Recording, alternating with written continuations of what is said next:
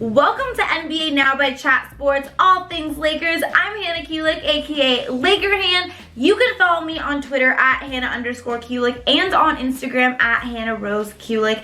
Now, today we have to discuss 4 things the Lakers have to do this summer if they want to be in a position to contend for a championship next season.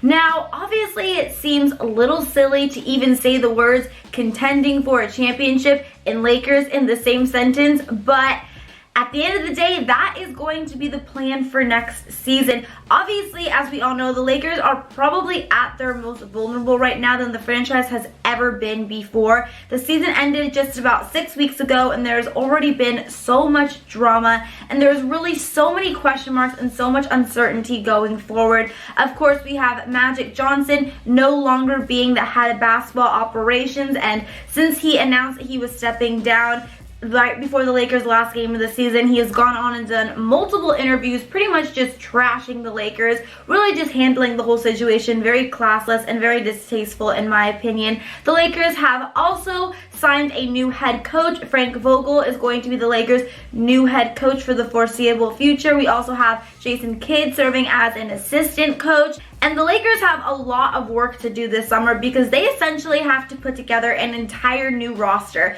The only guys that we have currently on the roster going into next season are Brandon Ingram, Lonzo Ball, Kyle Kuzma, Josh Hart, and of course LeBron James. But who knows after this summer if all of those guys will be there. Most of those guys, if not all of them, besides LeBron James, may be gone in a trade. Who knows? But at the end of the day, regardless, the Lakers still essentially have to put together an entire roster. So it is going to be a busy offseason. And while a lot of people may think the Lakers have absolutely no chance at being able to contend for a championship next season, don't sleep on LeBron James, guys. He is not used to not playing through to June, so he's going to be going into next season extremely well rested and really ready to tackle this season and try to get these Lakers some wins. And besides just having LeBron James, he is also serving as a little secret spy. He's been working hard reportedly to try to get some top free agents to come and play for the Lakers. So hopefully the Lakers will be able to sign a top free agent this summer with the help of their secret spy LeBron, and then that'll obviously definitely put them in a better spot in order to contend for a championship. I'm curious though, do you guys think the Lakers are going to be able to sign a top star free agent? If you do, type Y for yes. If not, type N for no down below. Now, before we get into these other 4 things that the Lakers have to do this summer if they want to be able to contend for a championship next season, I want to take a quick second to remind you all to subscribe here to Chat Sports on YouTube and to also subscribe to the new Chat Sports Lakers YouTube channel as well. It's going to be a very, very exciting summer for Laker fans, and I want to make sure that you do not miss a single second of it. So make sure you are subscribed down to Chat Sports here on YouTube and also the new Chat Sports Lakers YouTube channel as well. Okay, now that you are all subscribed here on YouTube, let's move on to these 4 things that the Lakers have to do this summer in order to be able to contend for a championship. Starting with number 4 on our list here, we have rebuilding the second unit. Now, a second unit consisting of Michael Beasley, Lance Stevenson, KCP, G League players like Alex Caruso, Jonathan Williams, that's just not going to get the job done. I don't mean to talk negatively about those guys. I'm sure they are great guys. Most of them. Some of them maybe a little questionable. But at the end of the day, they are talented players, but they are just not going to be enough if the Lakers want to be a successful championship contending team. Every successful team, every team that is going to go deep in the playoffs, going to contend for a championship, has a successful, strong bench unit that they can rely on when the starters need a break to come in, continue to score, knock down their shots, and keep the game competitive. And unfortunately, the last few years, the Lakers just haven't had that. And that has really been one of our biggest weaknesses and one of the reasons that we have really struggled these last couple of years. There was a time, when we could have had some talented bench guys. We had Lou Williams, we had Kent Bazemore, we had Jordan Clarkson, Larry Nance Jr., Wayne Ellington. We even maybe could have had Julius Randle to come in off our bench, but those guys are all gone now, and we are going to need to find reliable replacements for them and guys that we can rely on more consistently when our starters need a break. Because obviously, you know, if you're looking at this Lakers team and you say, okay, let's just say nothing changes and we have next season our starting unit is, you know, Lonzo Ball, LeBron James, Kyle Kuzma, and Brandon Ingram, or let's just say we have all those guys on our roster right now. That's a very talented team, and I'm excited about that. But we are going to need some pieces, some guys who can be more reliable scorers, reliable shooters, some nice wing players to come in and be able to knock down those shots and really help us in terms of scoring and stuff. So rebuilding the Lakers' second unit is one of the most important keys to this summer, in my opinion. There are some talented guys that Lakers can go and get, but now they just have to go out and get them. So we are definitely going to see, but rebuilding second unit, finding some consistent, good, reliable bench players is going to be key for the Lakers this summer. Okay, moving on to number 3 on our list today, we have upgrading the center position. Now, there is this myth that the center position in the NBA is just no longer important, but tell that to guys like Nikola Jokic, Joel Embiid, Karl Anthony Towns, Rudy Gobert, Anthony Davis. Those guys are pretty darn important to their teams and pretty darn good players in the NBA.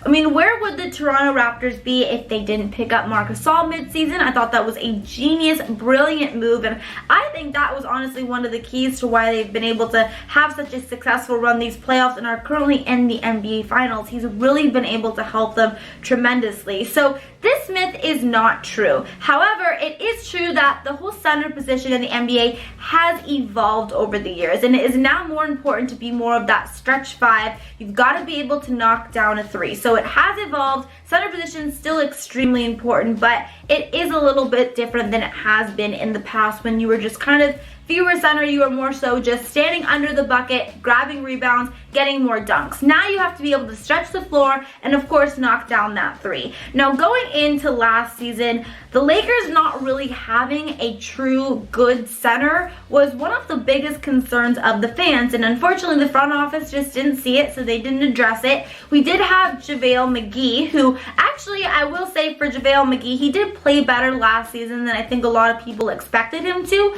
but at the end of the day, he is not going to be your starting center on a successful team. He's fine as a reserve, but he's not good enough to be able to be a starting center on a team that wants to contend for a championship. And I think we can all agree that last season for the Lakers, the center position was somewhat of a disaster. So if they want to improve this season, they want to be a successful team, be able to go far in the playoffs and contend for a championship, they have to upgrade that center. Now, there are some talented free agents available. Brook Lopez, who was currently a Laker a couple seasons ago. Marc Gasol is going to be a free agent, and of course DeMarcus Cousins. So there are some talented centers that are going to be free agents this summer. So the Lakers have to go out and they have to get one. Now, before we talk about these other 2 things the Lakers have to do this summer in order to be able to contend for a championship next season, I want to take a quick second to make sure that you guys are following me on my Instagram at Hannah Rose Kulik and my Twitter at Hannah_Kulik. It's going to be a very exciting summer for the Laker fans, like I said. So whether or not you just want to keep up with all things Lakers this summer, or if you are also looking to get in shape, I also love to post workout videos and fitness tips on my Instagram as well. So make sure to give me a follow both on Twitter at Hannah_Kulik and on Instagram at Hannah Rose Kulik.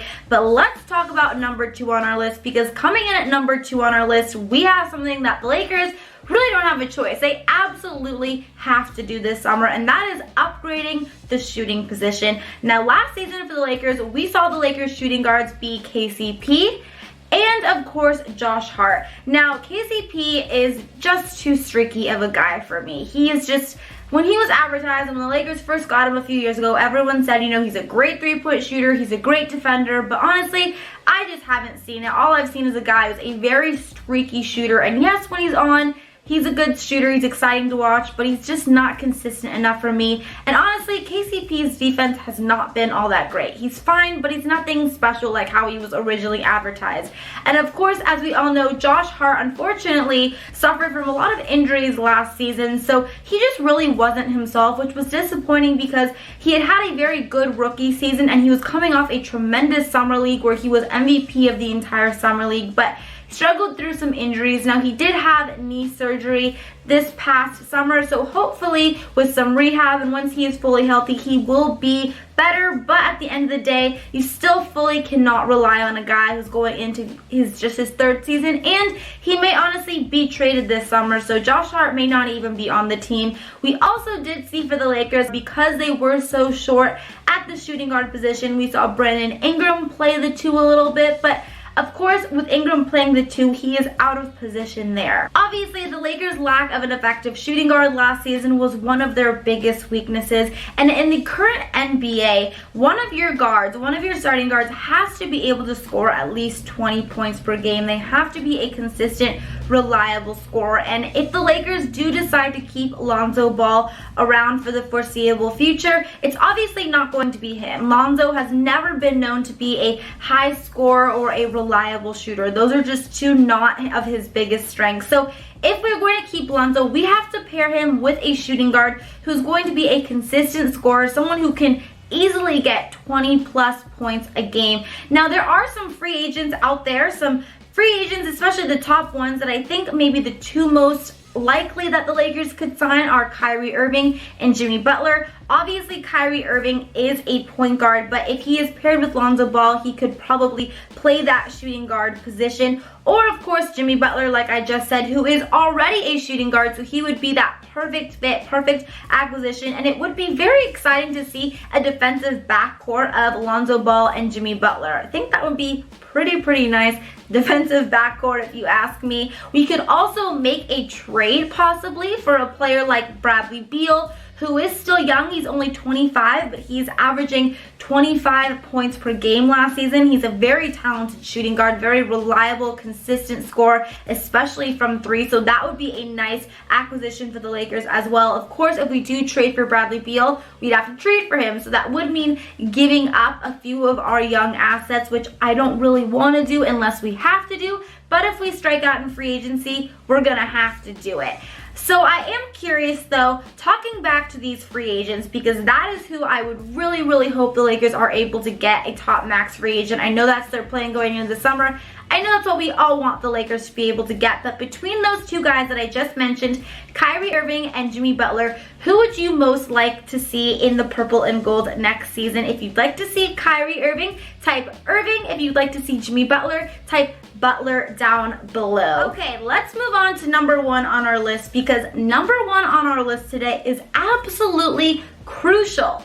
If the Lakers want to be able to contend for a championship next season, coming in at number 1 today, we have to stay healthy. Now, it's funny because as inconsistent as the Lakers have been these last 6 years, the only thing they have been consistent with is staying unhealthy. Okay, we have had so many injuries these last 6 years, I honestly can't even keep up. And this is why we have lost more games these last 6 years than any other team in the NBA. And it is so extremely frustrating. We have seen all of our young players that we have drafted suffer injuries, really serious injuries early on in their careers. We saw D'Angelo Russell struggle with this, Julius Randle, Lonzo Ball, Brandon Ingram, Josh Hart. Truly, all of our young players have struggled with injuries since the second they joined the purple and gold. And last season, I want to remind you guys all that right before we had our whole plethora of injuries, especially the injury to LeBron James in that Christmas Day game,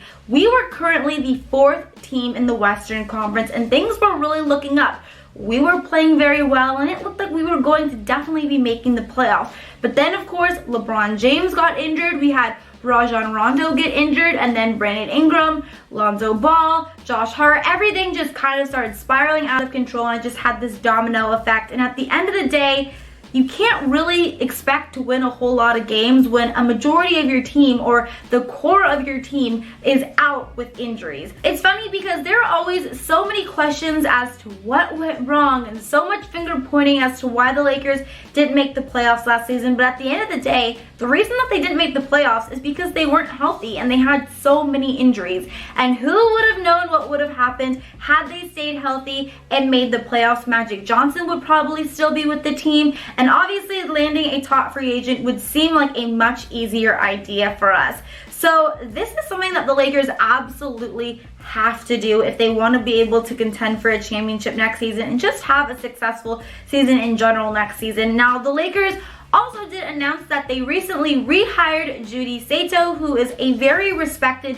physical therapist, as the director of sports performance. I don't know if you guys remember Judy, but she was actually crucial and key in order to helping Kobe Bryant stay out there on the court later on in his career when his body was just pretty much done. So she is a very, very talented physical therapist, very highly respected. So hopefully she can work her magic on the Lakers and keep us healthy, because we are desperately going to need it, guys. In my opinion, out of all of these 4 things that I talked about today, the Lakers' ability to be able to stay healthy for an entire season or a majority of the season is going to be the most important. But I'm curious, out of all of these things that I talked about today, what is the most important thing that you guys think the Lakers have to do in order to be able to contend for a championship next season? Comment down below. Thank you guys so much for watching this video. I hope you enjoyed it. Don't forget to give this video a double thumbs up if you did like it. And of course, don't forget to subscribe to Chat Sports here on YouTube and the new Chat Sports Lakers YouTube channel. You can also follow me again on Instagram